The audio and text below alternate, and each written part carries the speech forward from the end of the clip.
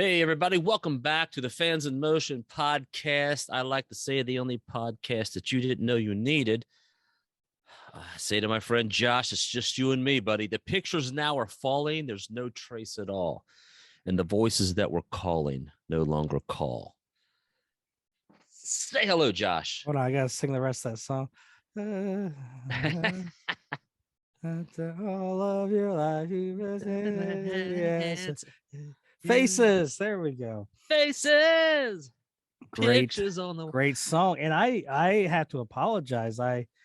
We got into an argument on one of the previous episodes, probably way back. I blurted out the line of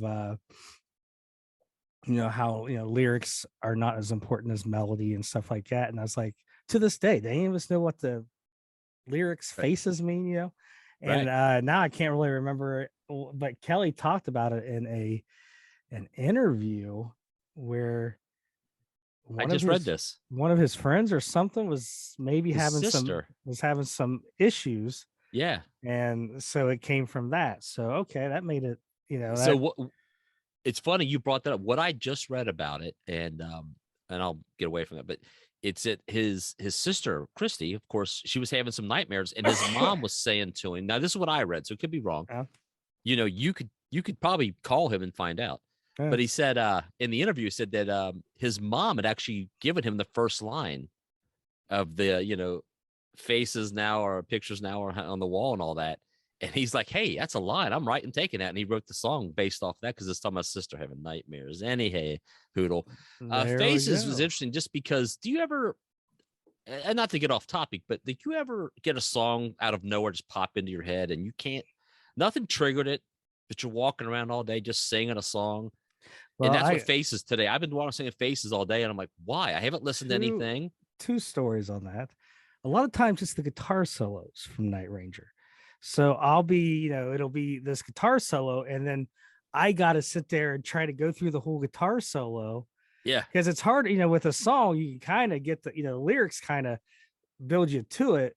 And it's like, but I'm in a guitar solo, and finally you work your all the way through it. And it's like, it's I Know Tonight guitar solo from Big Life, or Here She Comes Again guitar solo. I'm like, but it gets stuck in your head and you're like, how is that? And then there was another song one time. It was like this heavy song. And I'm like, what song is that? And it bothered me because I could not get the riff out of my head. Yeah. Finally, I got it. It was from Jack Blade's first solo album. Nice. Song called Top of the World. Okay. And the riff reminds me a lot of Audio Slave. That's who I thought it was. All right. I have to pull that one up. I can't recall that one. And what's funny is when I was in the Monsters of the Mountain last year, I was with Jack and we were driving, and I told him that, and he's like, I don't remember that song. I had it in the back. I was like, you want to hear it? He goes, absolutely not. How awesome is that? That's a great little story. But yeah, that was one. I was like, because it's not now, obviously I don't listen to it often. Right. And it's only 18 years old, to where I've been listening to Seven Wishes since 1985. Yeah. Or whatever, so those resonate more, to where I'm like, what is this riff? I'm like, it's heavy. I'm thinking Audio. I never once thought Night Ranger, Jack Blades. Right. And then suddenly, Shenanigans on top of the, I'm like, wait a second, that's Jack Blade somewhere. That's not Chris Cornell. Yeah. So there we go. So we digress. So let's get back with the show. So the last episode we did, Joshua, you did. I did. Was the interview with Johnny Cola from Huey Lewis in the News. How cool was that? It's interesting. I was talking, you and I were talking just, I think it was last night we talked about this, and I said I'm fascinated by the amount of comments I saw on the page with the crossover of how many people went, man, I love Huey Lewis in the News, or that was my first concert. So I was kind of a pleasant surprise by that, because I was like, when you first told me about the interview, and I'm like, where's this going to go? And I, again, I was wrong on that. So people responded to it. So you tell me any stories or anything you got on Well, that. I mean, I just like hearing those stories of here we are, basically club bands, 8 or 9 years, and finally you somehow make it. You know what I mean? I Yeah. love to hear those those stories. And and I mean, think about being in the 70s, early 80s in the Bay Area. Number one, you've got someone like, Journey is then huge. I mean, obviously, you're going to have bands like Grateful Dead, Jefferson Starship, bands like that at that time period who are from there. But you got bands like Clover, Soundhole, which are the Huey Lewis and News guys, Rubicon, Ranger, Y&T. You got bands like Kid Courage and for whatever the zip code was, which was Eric Martin from Mr. Big. Oh yeah, yeah. So you got all these bands just coming up, and I'm sure there was bands with talent that never got the big break either. So just to have all that talent in that area, and then Night Ranger and Huey Lewis and the News. Huey Lewis and the News breaking a little bit earlier than Night Ranger, but Huey Lewis and the News got a little bit lucky too. It's almost like they had where we've talked about, and even the guys in Night Ranger have talked about how they were kind of one more big album away to going to that next echelon. Yeah. And a lot of those bands, Survivor, Loverboy, Night Ranger, REO Speedwagon, they rolled the early to mid 80s, but then about 87 on, their albums didn't do well. Huey Lewis kind of broke that a little bit with Four. That album had a slew of hits on it too, which pushed them out a little bit longer. So they kind of had that extra album to move up. But it was a great episode, a lot of great Rubicon stories, early Jack Blades, Brad Gills, Kelly Kagi stuff. And we learned the biggest thing that Penny is one of the first original songs. It dates back to Stereo, which we didn't know. The only thing we really knew was Young Girl in Love probably came from that era, and that he sang on the demo. And he said that's the one recording out of his whole career he doesn't think he has. I told you, So, please let there be that sitting somewhere. When next time asked me the next time I talked to Jack to, hey, do you have that?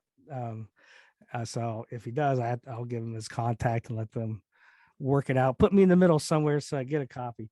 Yeah, that's it. Just we need the exclusive Fans of Motion. Well, I want to say real quick, kudos to you, Josh, for I don't think none of us know this knowledge, and you kind of do a lot of digging and you find out these little, I would have never put it together without just because I would have never done the dive to find out this guy briefly played with everybody. The connections. It's like the 6 degrees of separation thing. So kudos to you for digging that up. I just knew that he was very briefly in Rubicon. That's really it. Huey Lewis in the News. So then when I started digging more into Clover and Soundhole, I've started to find some of my old Rubicon clippings and stuff, and I'll have to post it. I keep meaning to. I got a management advertisement, so it's like whatever management company it was, and it's like, here's the bands that we advertise in the Bay Area, and I have it because it says Rubicon, but if you look down farther, it's Clover. Yeah, is on there, which is Huey's band.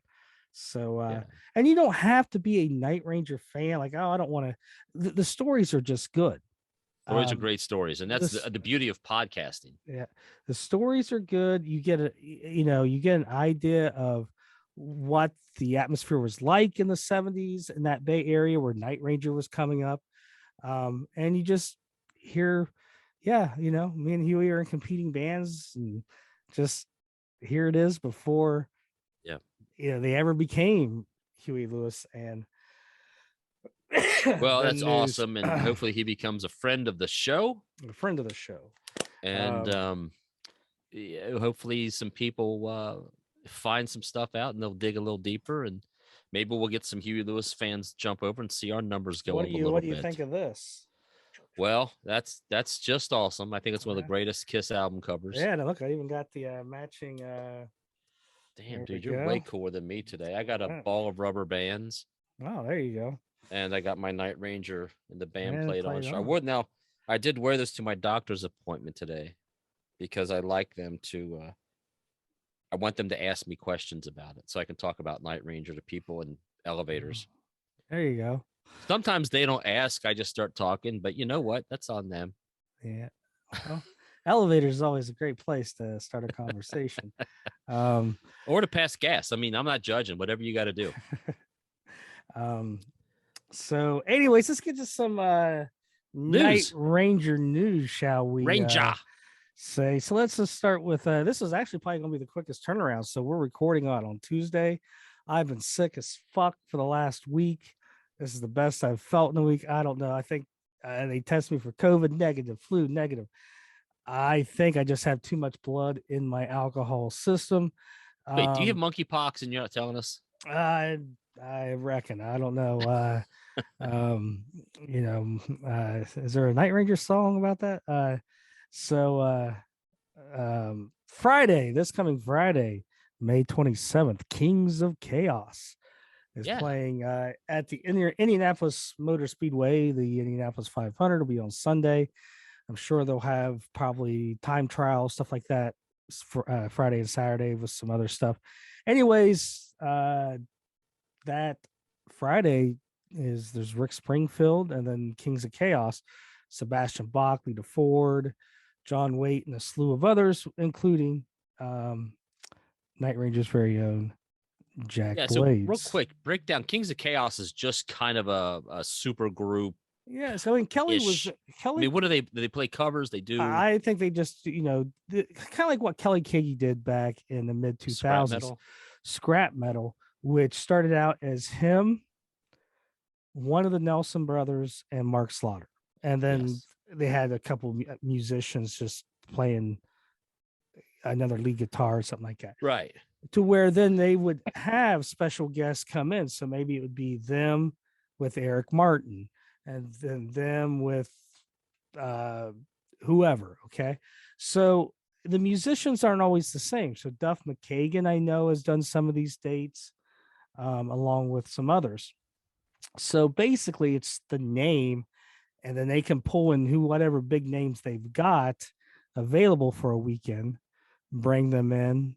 So you'll probably see them do, I would say, Don't Tell Me You Love Me, Baby Sister Christian with Jack singing, which has happened before on Shaw Blades, and maybe You Can Still Rock in America, which when you saw scrap metal and they did Don't Tell Me You Love Me, Kelly sang it. So it's not uncommon for them to sing the song. So now, have you ever seen scrap metal or Kings of Chaos? Have you ever seen one of those type things? I feel like I saw a scrap metal video a lifetime ago. It was probably them doing Sister Christian, if I had to guess. But I don't. I think I saw the first scrap metal show. It wasn't scrap metal. Then they had something else, right? Well, it was actually down in Nashville. Tin Pan Alley. They were doing like a songwriters convention. And I can't think of what the venue was called, the Canary or something like that. Cannery, maybe something like that. And there's a venue there. It's a mixed venue. It's got like 3 rooms. Cannery Road. It's got the Mercy Lounge and the High Watt. Mercy Lounge. That's where it was, right there. Yeah, it's all one big building. All right. So it was Kelly, Mark Slaughter, one Nelson brother who was on the Lose Weight on VH1. And then I can't remember. They had like a session guitar player. And then they had special guests join them so they had this guy, the guy who wrote one of the Stevie Nicks solo songs. He came and performed it. They played the music. Reb Beach and Kip Winger showed up, and they played a couple Winger songs. Alex Call, he showed up. He co-wrote the Jenny song, 8675309. Classic. So there were different artists that showed up, and then I think after that, then they adopted that scrap metal name and started doing some gigs. So, but yeah, so this Friday, Kings of Chaos, Indianapolis. If you're there, go see Mr. Jack Blades. And then Saturday, you got May 28th, which is the very next night, Norman, Oklahoma. You got Night Ranger with Starship featuring Mickey Thomas. Those tickets are only like $5. It's like a festival that the casinos have. I think maybe outside. I could be wrong, but so there's links everywhere. The Linktree, the website's been updated. If you're just happen to be celebrating Memorial Day weekend and passing through Oklahoma, like many of us do, you can stop there and for $5 go see Night Ranger and some Starship and relive like it's the fall of '85 again. Oh yeah. June 1st, Billings, Montana. Night Ranger hitting the Montana region. I wanted to go to the show. It's on a Wednesday. It's at a theater. Montana's beautiful. If you're there, make sure you go and drive a little bit and go see the Little Bighorn. Where that battle took place. Very cool national park. Also, the Billing Mustangs, the single A farm team for the Cincinnati Reds. They play in Billings and they are home all week. So you can go see minor league baseball. That's what I was going to do, but just decided that just takes too much of my time to go on that trip. And I got some other things planned. Friday, June 3rd, Grand Junction, Colorado. I think there's going to be a venue change on that. So keep your eyes out. I don't know anything else beyond that. Still going to be in Grand Junction, just switching venues. And then after that, they head to Europe, play a couple dates, Sweden Rock Festival and something else. So then they'll be in Europe. And then the one new show that's been added, I think, since we last talked, is the California State Fair in Sacramento, July 17th. There you go. You want to fly out to that one like it's 1997 again? Dude, man, I tell you what, I would in a heartbeat. Grab the wife's credit cards. Yeah, it's probably not the best thing I could do. Well, just try it, and God, that would be great, though. what you do is you invoke that for worse clause after you do it. So there you go. You see any of the clips from last weekend? So Night Ranger is supposed to be off last weekend, and the 29 Palms U.S. Marine Corps had a We Salute, your service concert for the Marines out there. And I think it was Billy Carrington, a country singer that was supposed to be performing, caught COVID and had to cancel at the last minute. Night Ranger was asked to fill in. They were able to. So that's where you got the Night Ranger just all of a sudden having a show out there.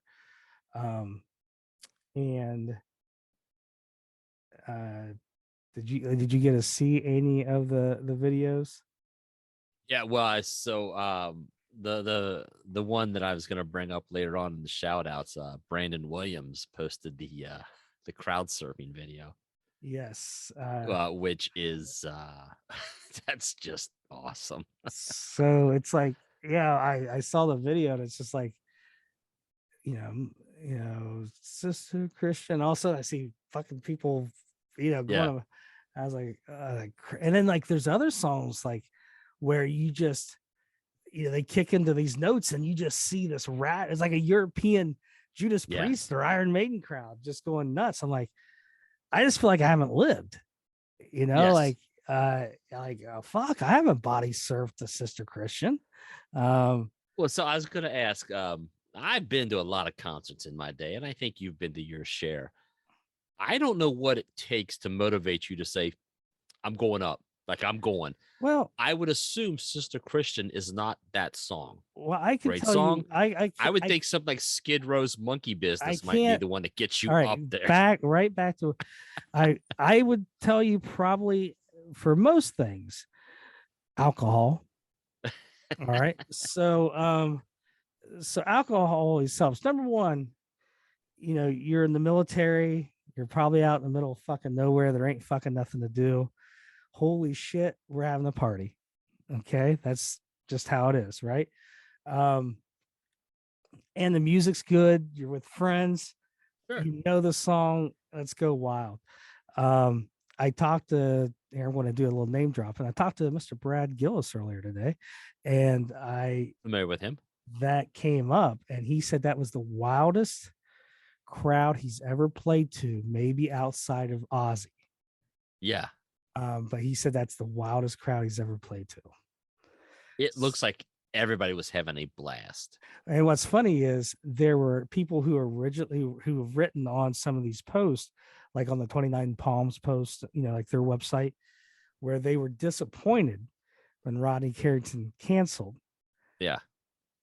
And there's nothing to do out there, so they still went and then ended up loving it. Because you remember Rodney Carrington's not Rodney Carrington shit. Rodney Carrington's the comedian. Billy Currington. Yeah. Rodney Carrington's great, by the way. If you yeah, he could have COVID too. We don't know.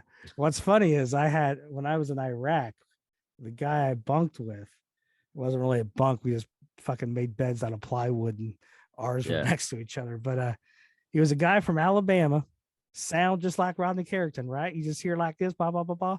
Yeah. But he was Filipino, like a big Filipino guy.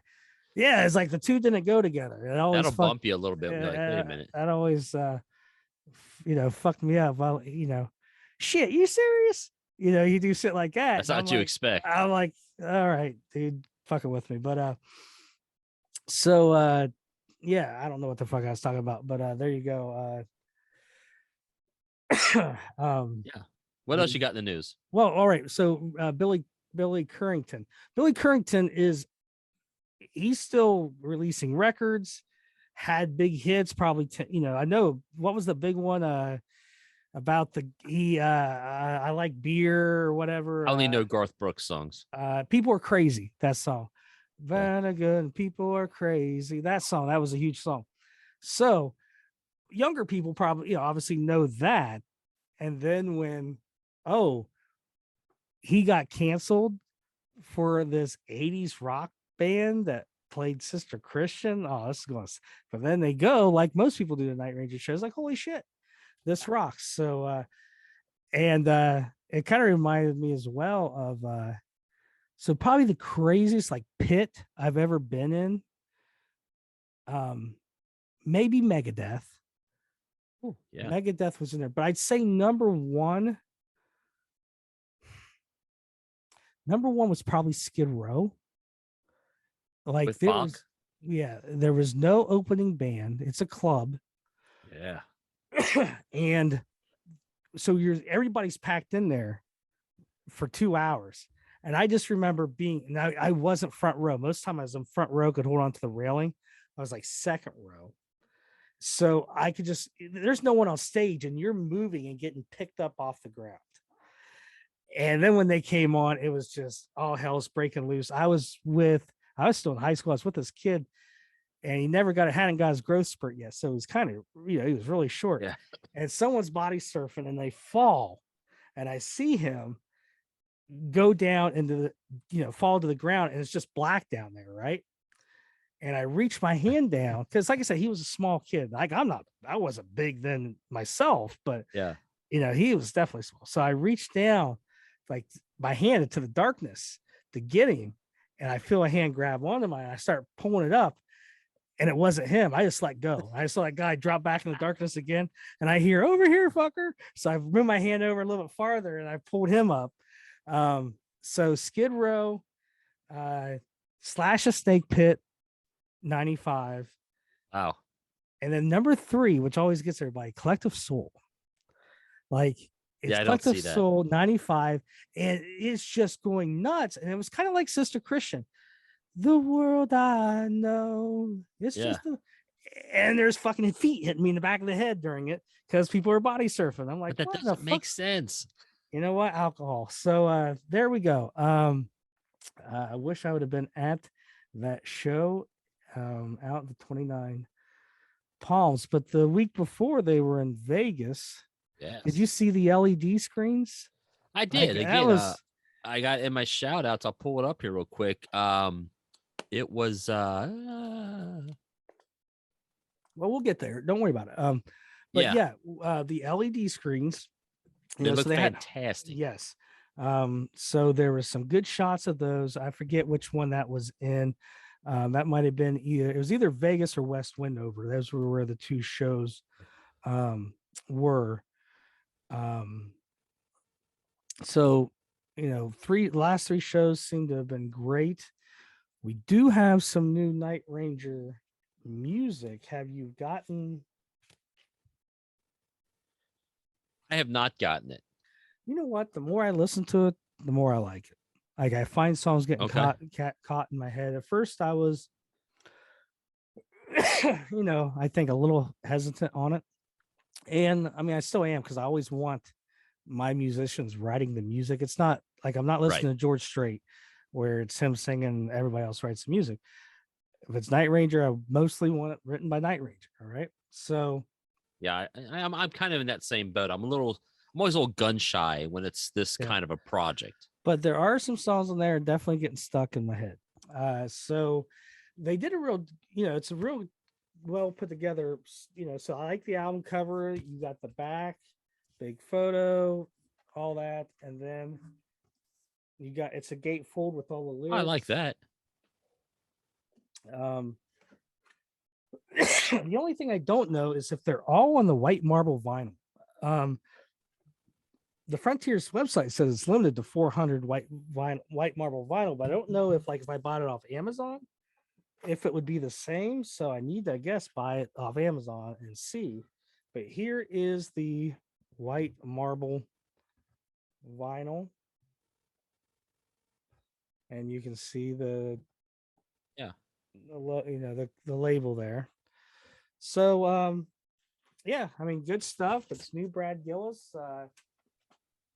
It's got Brad's playing on it. And what's cool is Yeah. it's got a little bit different type of playing. It's not strictly how he play with Night Rangers. So there you go.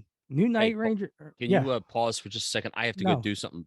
I have a sprinkler going in my front yard, and there's a service person here with a sprinkler spraying. get out of here. I'll just keep talking. Just keep talking. I'll be right back, everybody. All right. So geez, it's always something with these guys. What do we got? Let's play what do we got sitting around the old studio here. You guys probably seen this sitting in the back a few times. This cool thing, but it's actually a birdhouse. Holy shit! You always wanted one of them, didn't you? So yeah, I probably won't use it as a birdhouse. Fuck them birds. But yeah, this was there's an artist. I don't know if I got his name, but at Monsters of the Mountain, he had all these different birdhouses with the band's logos. He hand painted. So if you're at Monsters of the Mountain, and this was maybe $45. I mean, shit, can't beat that. What else we got here? Look at this. I think I've shown this before. So this is the advertisement the guys probably saw when they're like, holy shit, there's a country band with the name Ranger. So the Rangers. And if you go back into our podcast history, I interviewed Britt Gilmore, which is Bam Bam Bam. So he talks about the Rangers and their careers, some pretty cool stuff. What else we got, Weaver, while Andy's lollygagging around? Look at this, an old advertisement for Night Ranger in 1993. The Shark Club, I think that was in Colorado. If I'm wrong, I don't care. Night Ranger with special guest Wildheart 75 East Harmon. So there you go. Look at that. Look, Moon for Gary Moon era, I guess. I don't know. What else we got here? Shit, I don't know. Oh, look at this. I don't think this is still available on the website, but you got the Night Ranger Christmas ornament. There we go. Ain't Christmas till you got that thing hanging up somewhere to piss off your family. Let's see what we got back here. What is this? This is 45. Well, 7-inch, not 45. 7-inch. Probably played on 33 and a third speed of Don't Tell Me You Love Me with the Epic label. So everything released in England and I think Canada was released with the Epic label. So there you go, from England, 7-inch. You're going to need it. You need that cool Epic label there. What else we got, Josh Christopherson? Well, I don't know. Let's grab some more shit. Let's see what we got. Here we go. What's this? So have you seen those commercials for make your own ticket stub? Because everything's digital nowadays. I tried it out. And I printed one off for the Journey show. This is one of those, stub forge is the name of this one. So you go in, you hand type all your information in, and they print it off just like it's a ticket stub from Ticketmaster. It feels the same, looks the same. So like I printed An Evening with Journey, Toto, Schottenstein Arena, and the date there. So I missed what was this? You can print your own tickets? I'm sorry. So there's different. Podcast isn't your number catch one. With you. Your podcast isn't your number one priority. We get that, Sprinkler Boy. Anyways, I'll explain later what's going on. So you know how you got digital, everything's digital. Well, there's different websites out there where you can type in your information and make your own tickets. So I tried it, and it came out really well. Now it's $5 each. So that right there is $5, and that one was $5. Oh, okay. And I think shipping was $5. So if you're going to do it, I would say make a list of all the shows you don't have tickets for and do it all at one time, because I think shipping's just kind of a flat rate. But that's really cool. Yep. So there you go. So we got skills. So we got a couple anniversaries, Brent or Andrew. 7 Wishes turned 37 years old. Yeah. That I mean, don't feel as bad for me because I was like 8, I guess. You know what I mean? Like, all right, it doesn't feel great for me.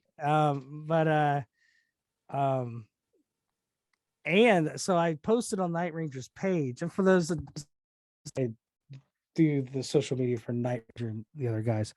So, can you hear my mic? Yeah. Anything did you? I saw you bump it. Did it kick off? It acted like it did. Anyways, I put on there, like, where were you in the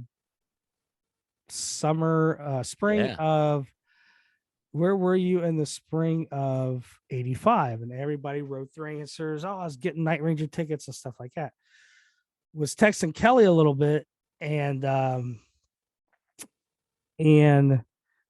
mentioned, hey, you might want to go look at the Night Ranger page, 7 Wishes, 37 years. A lot of people made a lot of comments.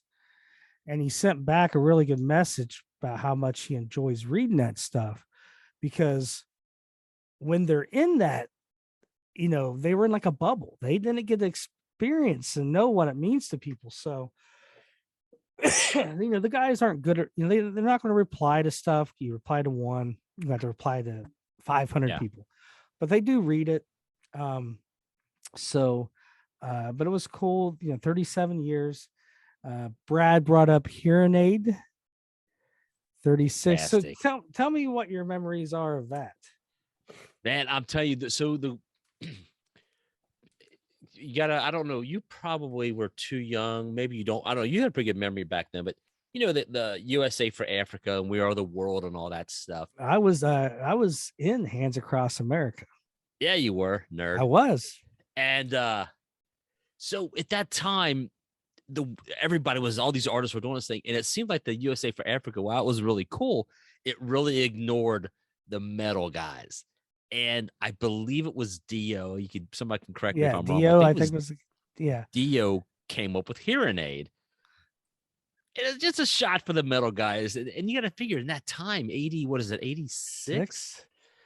Metal was really still okay. You know, we were still a few years out from grunge. So we were on the charts. I say we, like I'm part of it. Our groups were still on the charts. And man, I was stoked when this thing came out because I was like, yeah, my music is being represented. The best part, and you can go and find this, and maybe Josh, we can find the video. And if you didn't already post, I think somebody might have posted it on the page. But there's a long form video of it where they do the behind the scenes. You see some of the backstage stuff, but the guitar solo section of this thing is fan freaking tastic. I mean, they had a slew of guitar players, our Brad Gillis being one of them. And the awesome part of this is, and I don't know how many people are like this, I can tell for the most part, a lot of guitar players by their style. Not all of them. I'm not going to act like I know what I'm talking about. But in that particular song, they had a super long guitar solo. And they gave each guitar player, 2 measures, maybe 3 measures to really show their stuff. And Brad, of course, with his signature whammy bar and all that stuff. I mean, it was just so freaking cool to see Night Ranger represented there. And the song's not bad. I mean, one of my favorite parts is Jeff Tate of Queensryche singing his part. They do this great profile shot of Tate. He's like, brr, brr, brr. I'm not going to do my Tate-like vocals right now. I'm still a little chest congestion, so I won't hit the notes correctly. But it was a fun time to be alive and be a teenager, man. And then Hearing Aid was just awesome. And I go back every now and then and just watch that just for especially if you get to the behind the scenes part, because they interview the guys from Spinal Tap. And have you ever seen it, Josh? I don't think I've seen like the long form. So they're interviewing people like backstage, and they're talking to David St. Hubbins and Nigel. And that's the famous line where they go, I like how the Ingwe guy uses Ingwe J. Malmsteen so as not to confuse you with all the other Ingwe Malmsteens in the phone book, And then Nigel's like, yeah, I heard him play. And I guess I might as well turn my guitar into a coffee table. I can't play like that at all. And it's one of those things. If you're a Spinal Tap guy, it was awesome. So if you weren't a musician, what do you think you do? Haberdasher. You think you'd like doing that? What are the hours? I could be a shoe salesman. A size 9. Yeah, I think we have that. Oh, no, we don't have that. So, record store day stuff. So you can now get this with shipping on eBay for like 17, 18 bucks. There's no reason why you can't get it. Oh, sweet. So that is the cost that it was out at the stores. Green vinyl that I chose the color for. Bam. Go get it. The somewhere in California, I see it now on eBay for $49.99. It was about a $29 to $32 record. So it's coming down. So as long as there's some supply, it should still keep coming down. So I've seen it now for $49 dollars. That's just on eBay. I don't know if you go out to the indie stores and look on their websites, they may have it for the retail price. I haven't looked. Also, you got some new music from Iconic, which is a band that features Joel Hoekstra, dude from Striper, and a slew of others. They've got a couple new songs out that are pretty good. I heard one of the songs I really like. The question I do have, maybe you have the answer, is why is Michael Sweet wearing an eye patch? He had something wrong with his cornea, but so that's a real thing. He's not trying to be fashionable. Well, the only thing I don't know is, like, he has the eye patch in that, but in some Striper stuff that was just released, he doesn't. So is one older than the other? I don't know. All right, but he's not. Enough. But the Striper guy's not singing in Iconic. He's playing rhythm guitar, which is odd because he's got a phenomenal voice. Well, it's kind of like Jack Blades playing mostly bass in Revolution Saints. It's all about name value when it comes to that kind of stuff.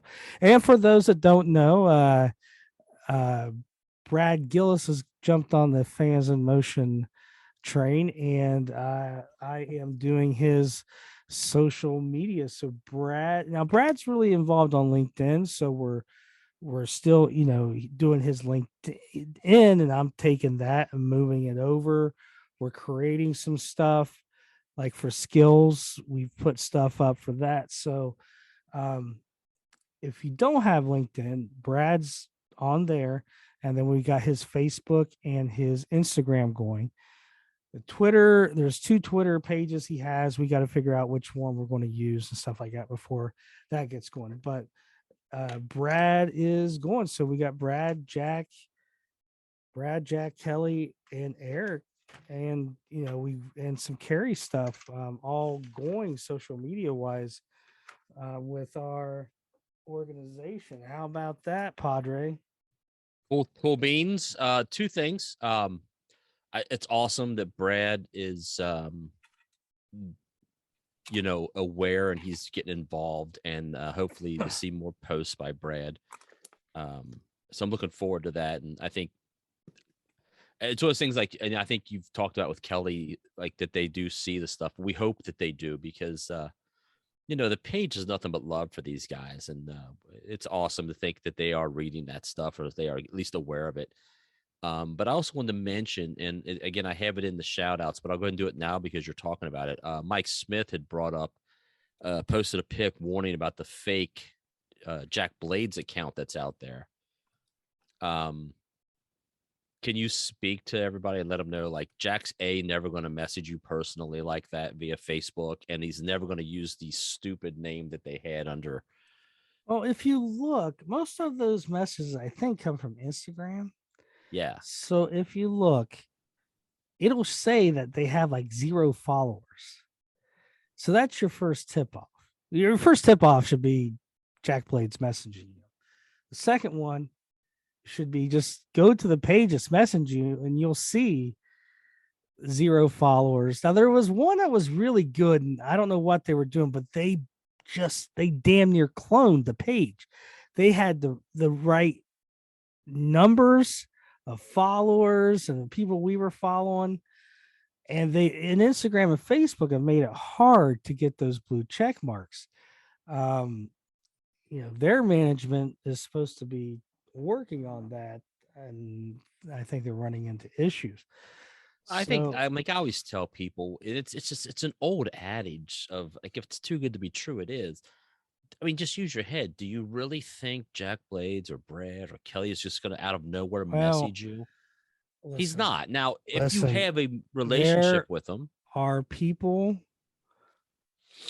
who I've gotten, who have sent me where they're like, "Is this real?"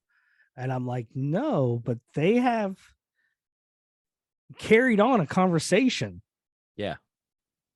Like a pretty good conversation with this person. Like, oh, blah, blah, blah. Like where they have talked, like then the person knows a little bit about the band, and they said stuff. I'm not going to talk about the stuff they say, right.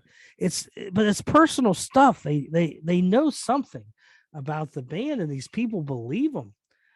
And it does. I mean, there's people out there who will just believe it and will send money. And I mean, I've always joked that,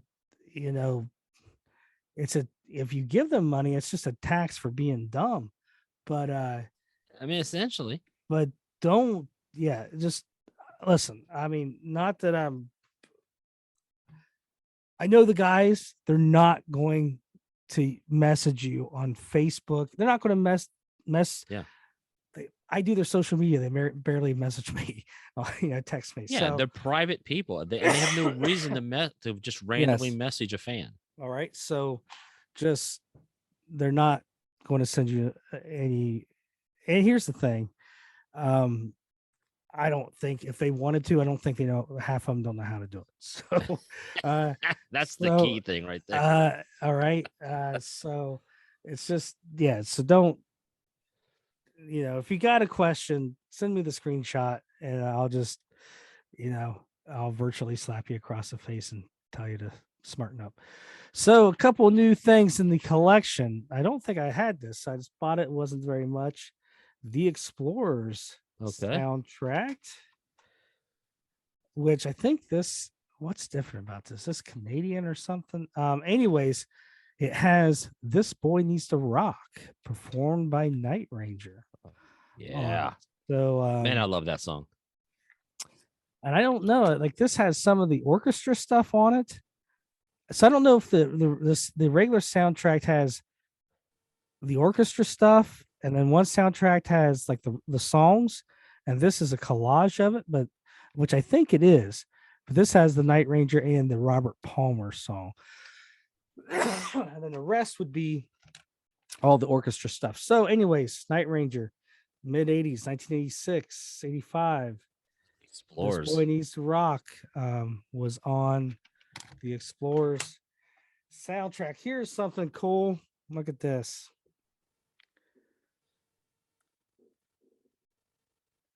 So this is for Columbia Record and Tape Club members, November of 85. So you would have gotten your magazine and you would have flipped through and picked out your whatever record you wanted. And oh yeah, I did that many a time. Selections. Here's the big Night Ranger. Man, that is bad to the bone.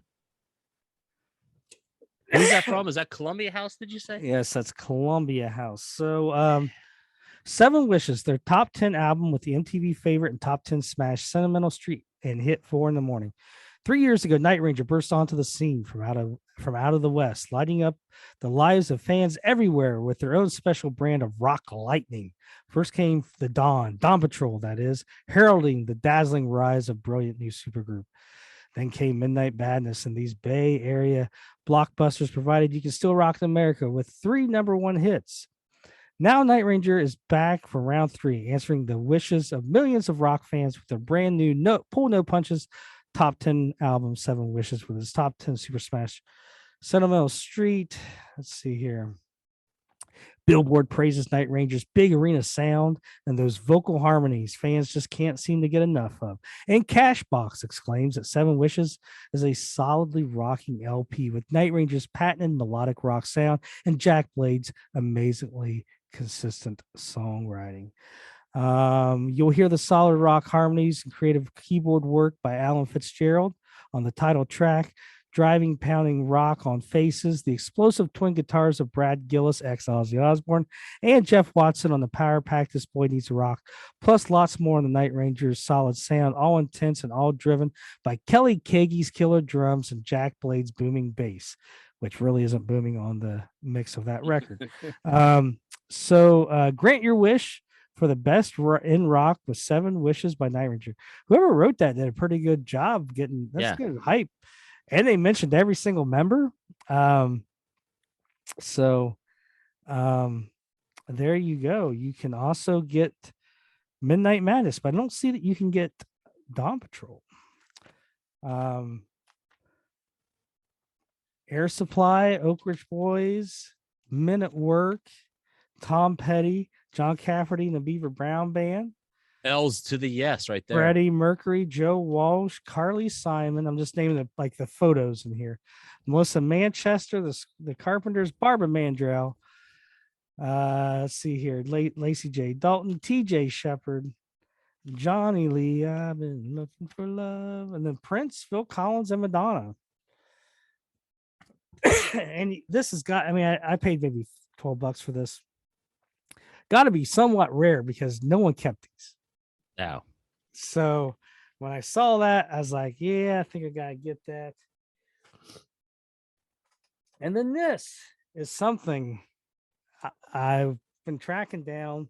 So my buddy James Gillen, listener to the page, and met him at when I took my kid down to the Florida show last year in Tampa.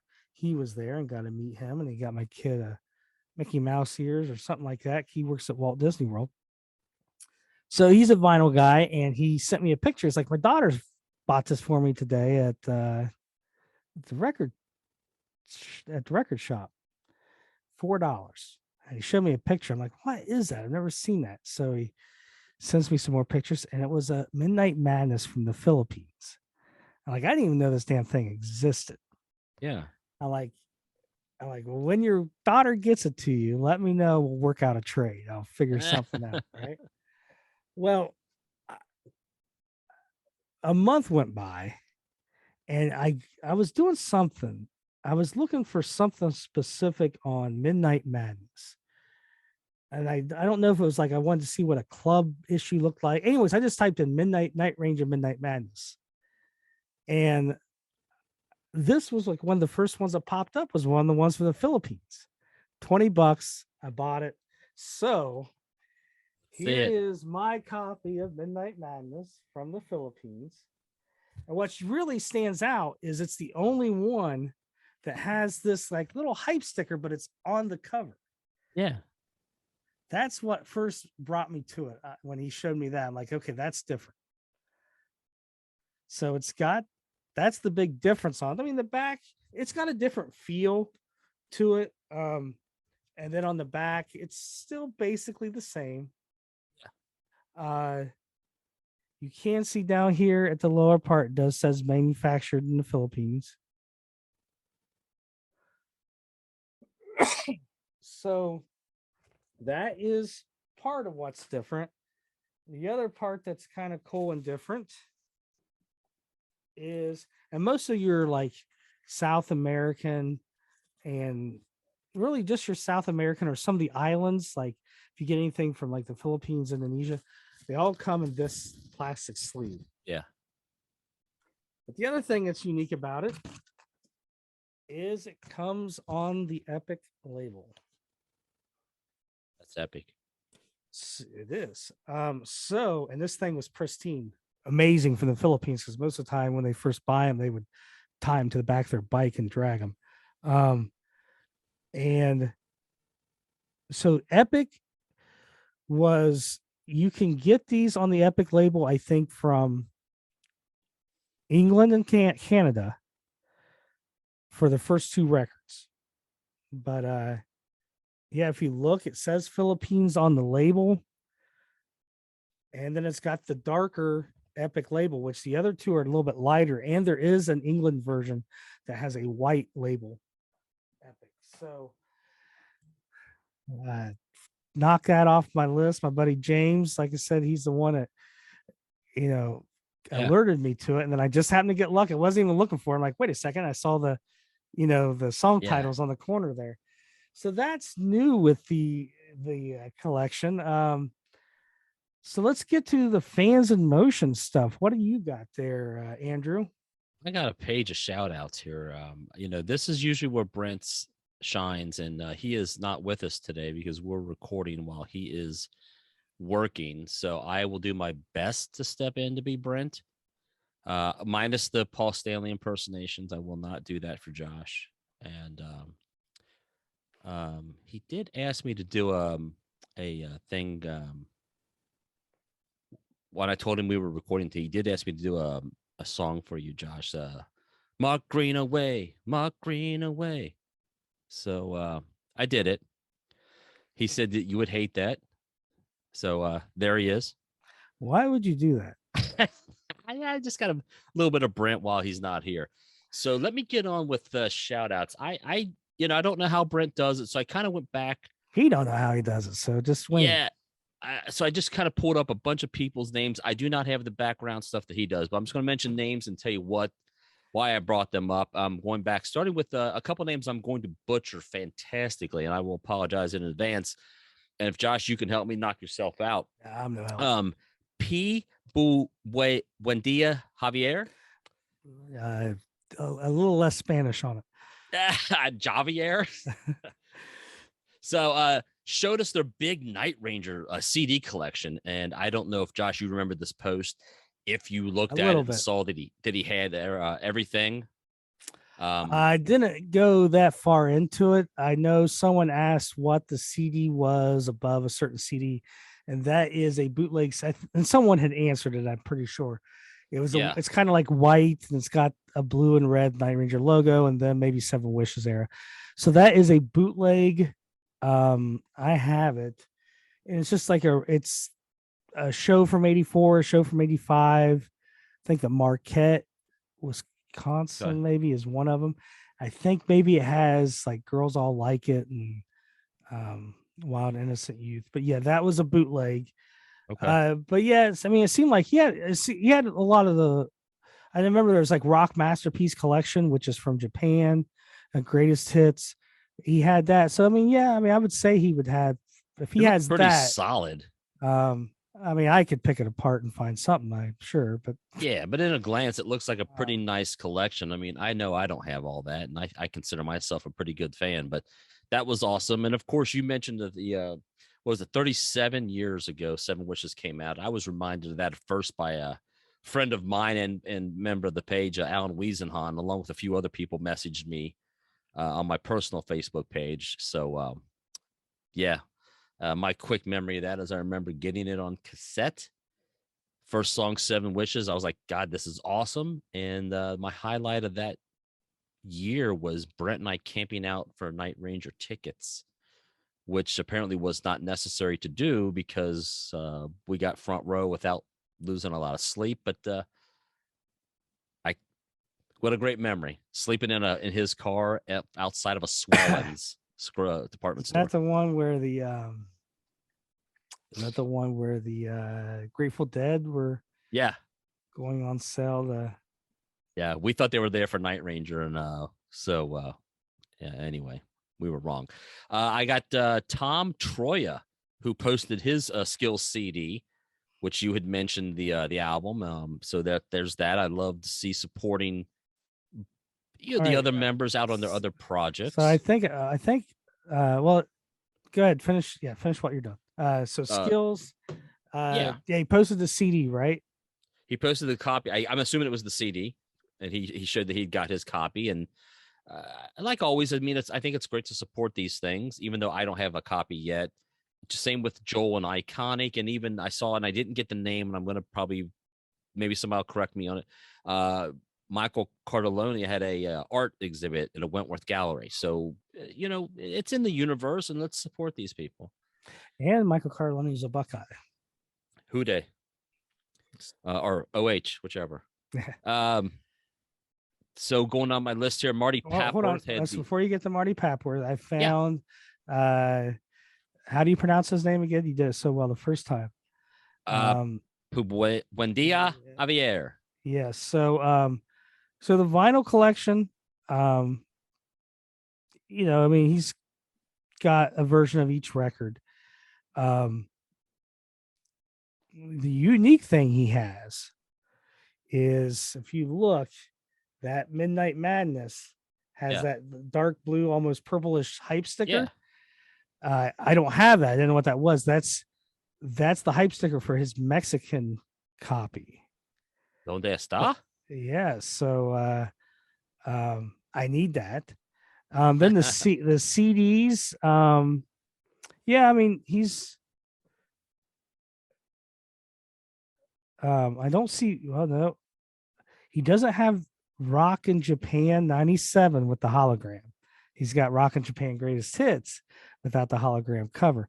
That's just something I see just right away. Yeah. Or the Hole in the Sun. Well, you know what? Take that back. Second picture, he's got it. But I don't see Hole in the Sun with the Japanese, the ugly like shadow cover. The silhouettes. So maybe there's that. But this was the record, the CD there, right there, that people were asking about. Oh, okay. And that's a bootleg.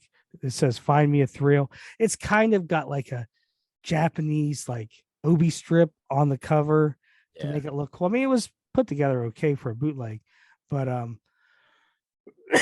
so yeah, I mean, he's got mostly everything. He's got Brad and Jeff solo records. There's obviously, like I said, a few things, little things missing, but I mean, for the well, they're trying to catch up with you, Josh, and that's probably why. You know what? He listens to the Collector Series episodes, and he's chasing Josh now instead of chasing Amy. He's chasing Josh. Hell, that happens.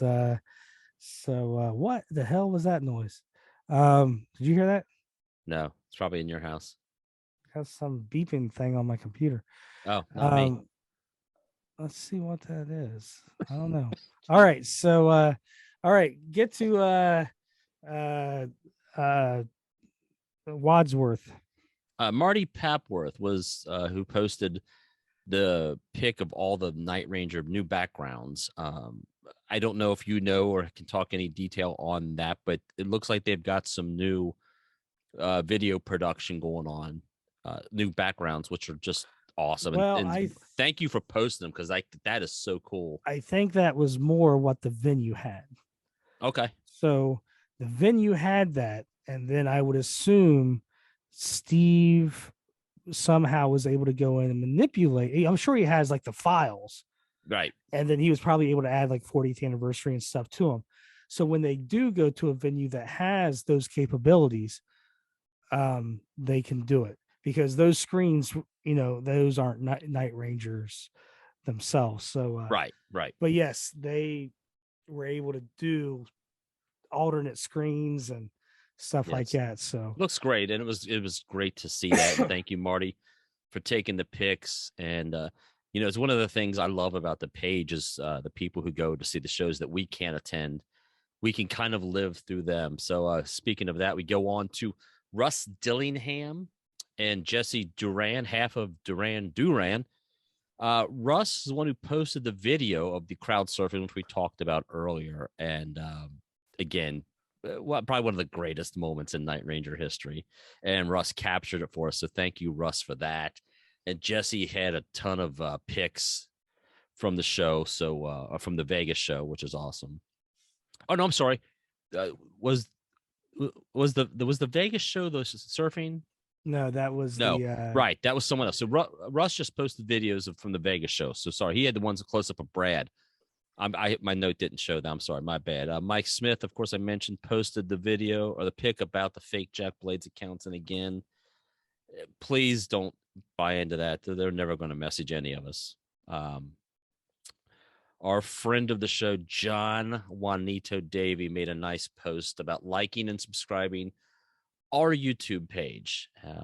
It's always nice to get some support and some love. And, he'd made a mention about how there's 6,800 people on the page and only 300 people subscribe to the YouTube page and trying to help us out there. So that's awesome, John. We thank you for that. And the other great thing that he did, and I really love this, was he posted a cool pic of his concert timeline schedule from 82, 83, showing, I guess, the concerts he either went to or was going to. And the highlight for us, of course, would be the March 29th, which I assume 1983 show, Night Ranger and Sammy Hagar. So, which again, I posted a pic 3 years ago. I was seeing Night Ranger and Sammy Hagar in Indianapolis. And Josh, were you at that show?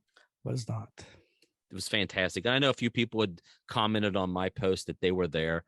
It was a great afternoon of music. Of course, you can't go wrong with Night Ranger and Sammy for my money. So, yeah, John Davey, what a great post that was. Another name I'm going to destroy, and I do not mean anything by it, but Takekazu Kobayashi.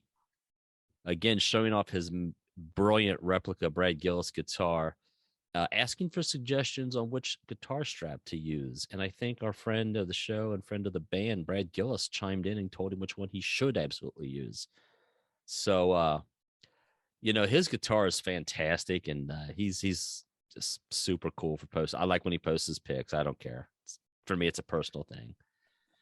I don't know if I ever told this story on the podcast, but when I was at Monsters of the Mountain, I was actually there helping them. Yeah. I wasn't there just doing social media stuff.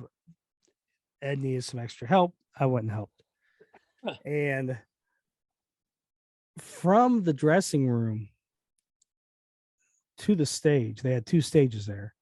And they were playing on the farthest stage. But just to either stage to the dressing room, 200 yards at least. Okay. So I'm in the dressing room. They're getting ready to go on. Ed hands me Brad's guitar. Take out to Ryan. Just hands it to me. Next thing, now I'm holding it, right?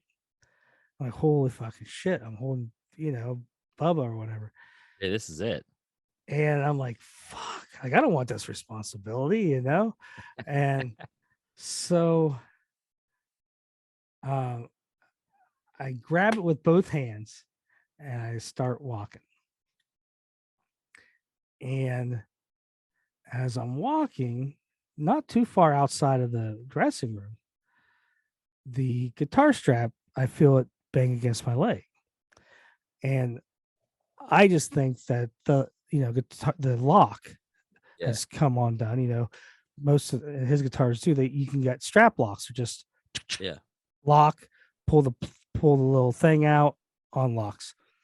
And I just assumed it wasn't locked. And so but I didn't lock it. I just took the strap, wrapped it around my arm a couple times, and then held it. And of course, the stage door is locked because you got to go outside. I had to, because if not, I had to go through the crowd. Surely fucking wasn't doing that. So you would go through this door on this loading dock and go through another door. Yeah. That door's locked. So now I'm standing outside. I can't get backstage. So there's a cop there. I'm like, I need to get this on the other side of this door. So he runs around and blah, blah, blah, and opens the door. So I get, now I'm already a little bit late, right? Yeah. So I finally get to Ryan and I hand it to him. He's like, what the fuck happened? I'm like, what do you mean? And the guitar, the strap didn't, like, the strap didn't come unlocked. The whole bolt came out of the guitar.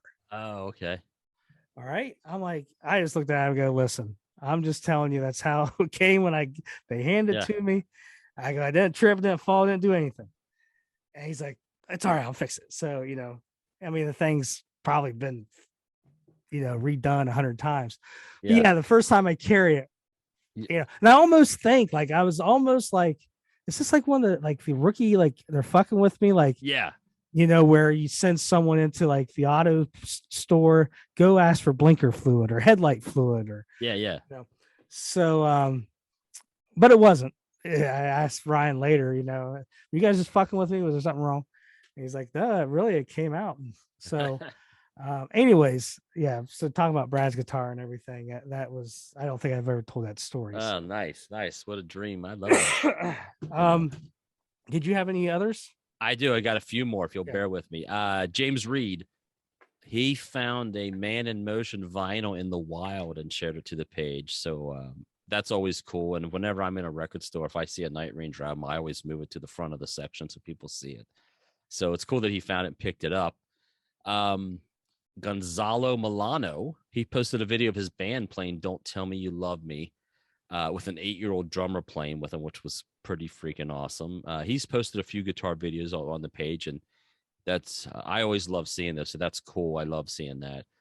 Probably one of my favorite posts in the recent time, Matt Kessler offering up his backyard in southeastern Pennsylvania for a Night Ranger show, and I posted, I'm in, man.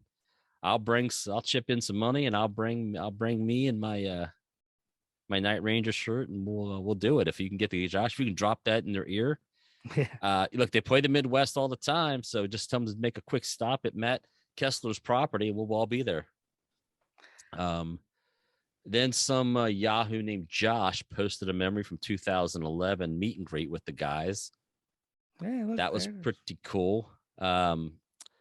He looks a lot like our host, but skinnier. So skinnier, a little bit younger. Yeah, it must be your brother or something, or not only was I skinnier, but I sucked it in right when at the right point. I'm at a right angle to where it even looks better. So I wasn't quite that skinny. I just happened to, but yeah, I was a lean fighting machine then. Did a 20-something-year-old Josh think back then he would be working in cahoots with these guys at some time in the future? Well, in that picture, is that where it started? I would have been 34 in that photo. So, yeah, no, I would not. And that 10 years later, you would be. That meet and greet was $50, $70. Where was that? Do you recall? I don't remember if you put it in the post. In Detroit. It was Detroit. That's was them, Foreigner, and Journey. Yeah. And I just come back. I bought meet and greets for me, my brother, and a buddy of mine was in the military with me as well. And like I said, I think it was $50, $75 for the meet and greet. So I got a couple. Dave Nadelman. Hold on, I got 4 more and I'll be done. Then you can have it. I'll hand the back show right to you real quick. Brandon Williams was the one who posted the crowd surfing video, so that is probably one of the greatest moments in Night Ranger history. Thank you, Brandon, for being Johnny on the spot with your camera and catching that moment. Of course, super talented Carrie Ann Supton doing an amazing job with the hand painted replica guitars, and also she threw in the little post there of Passion Play nail polish, which I don't currently wear nail polish, but if I did, I like to think I would wear Passion Play. It says, I'm here for a good time. Friend of the page and personal friend of mine, David Lowry. Thank you. He posts all these awesome guitar videos. He's the guy who's always doing the solos and stuff, sitting in his chair. And he's just a super talented guitar player, lives here in Nashville. And I work with him from time to time and find out he's also a super huge Night Ranger fan. And so I like when these videos get posted. And so thanks to David. And last but not least, I want to mention a guy who posts, I think, Josh, you could probably verify this, almost daily. Patrick Fitzgerald. He always just posts a video or a song. And I like when he does this only because sometimes he'll post a song that I haven't thought about in a while. And it makes me go back and I want to listen to that song or that album. So, Patrick, thank you for your daily music posts and reminding us sometimes that we need to not just listen to When You Close Your Eyes and Don't Tell Me You Love Me, but sometimes some deeper cuts, and your videos and posts remind us of that. So that's what I have. I'm not Brent Walter, and that's not the news. Josh, I hand it back to you. Thank you, Andy, for that on the scene report. There seems to be turkeys. Oh my God. No, they're oh my God. People are running for their lives. The sign says Happy Thanksgiving from WKRP.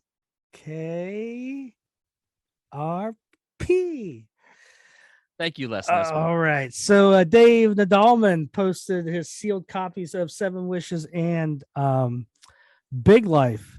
And he had reached out to me. Basically, if you're going to get sealed copies, probably your best bet is Seven Wishes and Big Life, because they printed a lot of those that did not sell. Plus, Big Life not selling as well as they thought, and cassettes, CDs taking over, you'll find those sealed and still with the cutouts. So the cutouts are you'll see little cuts on the bottom, usually on the bottom of Seven Wishes and on the side of Big Life. James Reed posted his Man in Motion vinyl. Those are going up in price because we've created some Night Ranger vinyl collectors, and people are trying to get those. Michelle Nelson posted a track, The Distance Between, from A New Revenge. That is a band for Carrie Kelly. Ripper Owens, who used to be in Judas Priest, a couple others.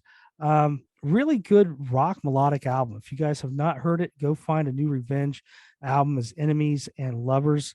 You'll be highly surprised. Very good record.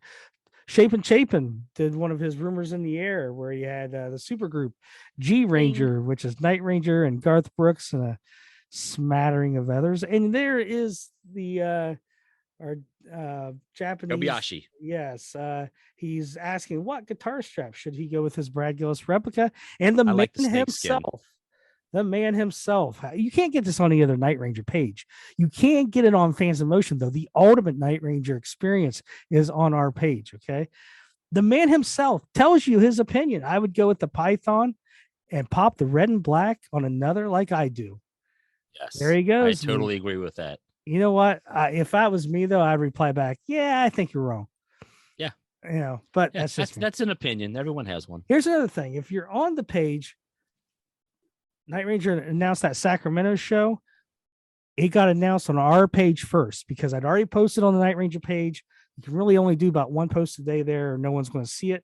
So I posted on our page first. So if you're on our page, and you're in California, Sacramento, you got first access to the tickets before it was shared on the Night Ranger page. And here is the Mike Instagram. Smith's post. So look at what's below. That's the actual page name. All right. So Bad IBX 892. All you gotta do is search that on Instagram, and you'll just go to the page. You're going to be able to tell that that's not Bad Boys. Yep. So Carrie Ann, who I don't like her last name, she showed her Fans of Motion stickers on her water bottle and speaker there. If you want a Fans of Motion sticker, get a hold of me. Maybe I will send you one.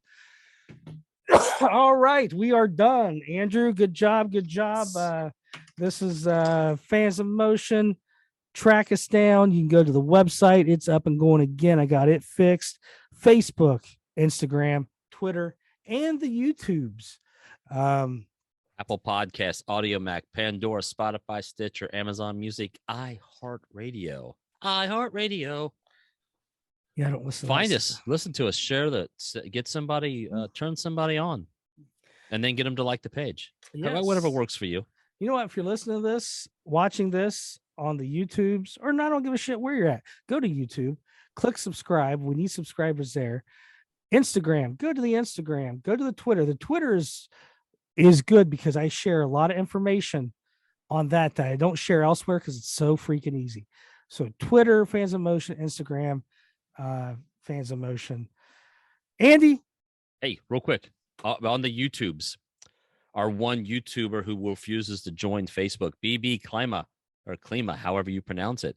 Did you catch how they asked about where was my song lyric for the Johnny Cola episode? And I had one. I told him, I said, I had one ready. Josh nixed it in the beginning. Yeah, we got shit to do, man. We don't have time.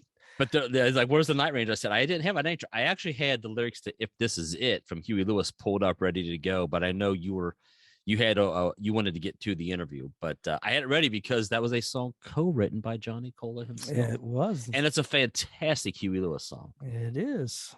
So anyway, real quick, you see at YouTube, they comment and we try to get back to them. So Josh, I got nothing else, buddy. I got to go out and deal with my sprinkler issues. All right, well, get your sprinkler going. Everybody else, we will see you next week.